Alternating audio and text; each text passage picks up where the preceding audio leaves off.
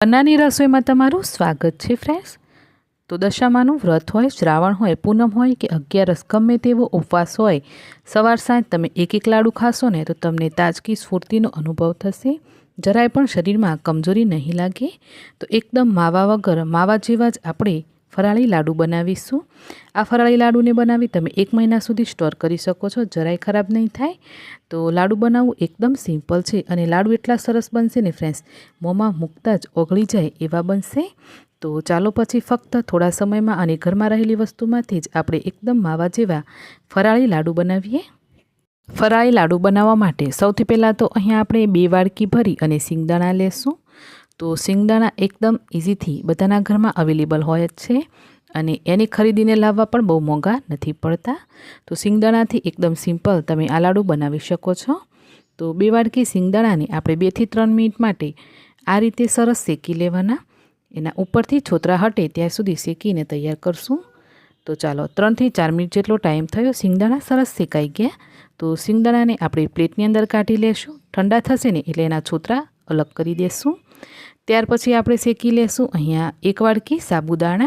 तो फराळीमां साबुदाणा जरूरथी वपराय छे।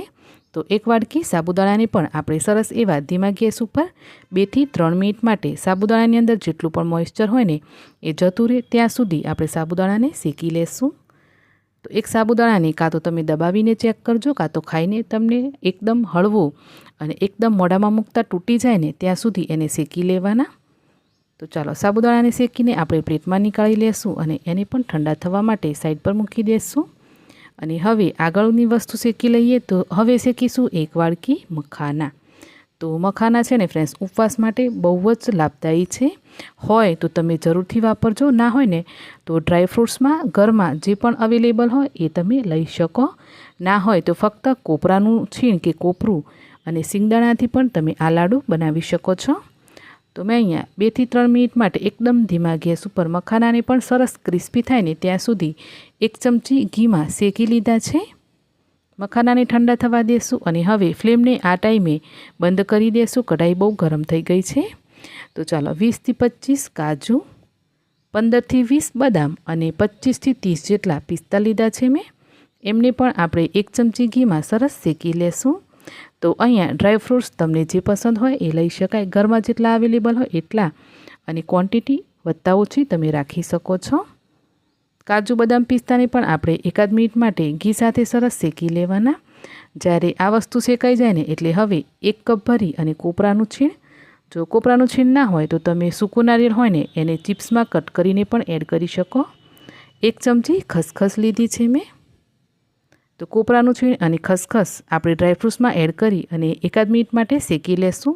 फ्लेमने तमारे छे ने बंध करी देवानी। गरम हशे वस्तु एटले सरस शेकाई जशे। तो हवे शेकेला ड्रायफ्रूट्सने पण आपणे प्लेटमां काढी लईए।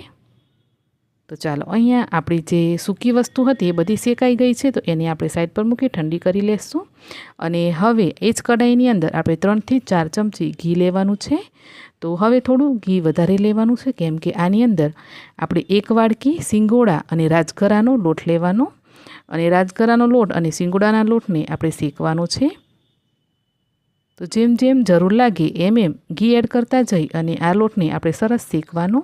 जे रीते आपणे घऊनो लोट सुकड़ी बनाववा माटे शेकीए ने बस ए ज रीते धीमा गैस पर आने शेकीने तैयार करवानो। ज्यारे लोट शेकाई जशे ने त्यारे आ रीते एकदम लोट छे ए हलको थई जशे अने नीचेथी एकदम लाल कलरनो थवा लागशे। तो चालो अहींया आपणे जेटली वस्तु शेकवानी हती ए बधी शेकाई गई छे। तो हवे वारो आव्यो आपणे आ बधी वस्तुने पीसवानुं। तो पीसवा माटे सौथी पहेला आपणे छे ने अहींया 1 मोटी वाडकी भरी अने खांड पीसी लईए। तो गळपण माटे मैं खांड लीधी छे, तमे गोळ के पछी साकर पण लई शको छो। मैं अहींया लाडू छे ए लांबा समय सुधी चाले एना माटे खांड लीधी छे, कां तो तमे साकर पण लई शको। गोळमां लेवी बनाववा होय तो गोळमां तमारे पायो बनावी लेवानो। तो चालो खांडने पीसी साइड पर राखी देशुं अने हवे सिंगदाणा जे आपणे रोस्ट करेला ने एने मैं छोतरा काढी अने आ रीते साफ करी लीधा छे। तो आपणे सिंगदाणानो पाउडर बनावी लईए।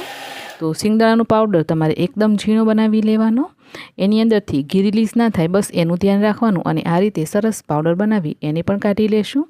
एनी साथे साथे आपणे जे साबुदाणा शेक्या એ સાબુદાણાનો પણ આપણે પાવડર બનાવી લેશું અને ત્યાર પછી જેટલા પણ ડ્રાયફ્રૂટ્સ આપણે શેક્યા છે ને એ બધા મિક્સમાં લઈ લેશું અને ડ્રાયફ્રૂટ્સનો પણ આપણે સરસ એવો પાવડર બનાવી લેવાનું છે. જો તમારે આમાં પીસીસ રાખવા હોય તો તમે એને થોડા ચોપ કરીને પણ લઈ શકો.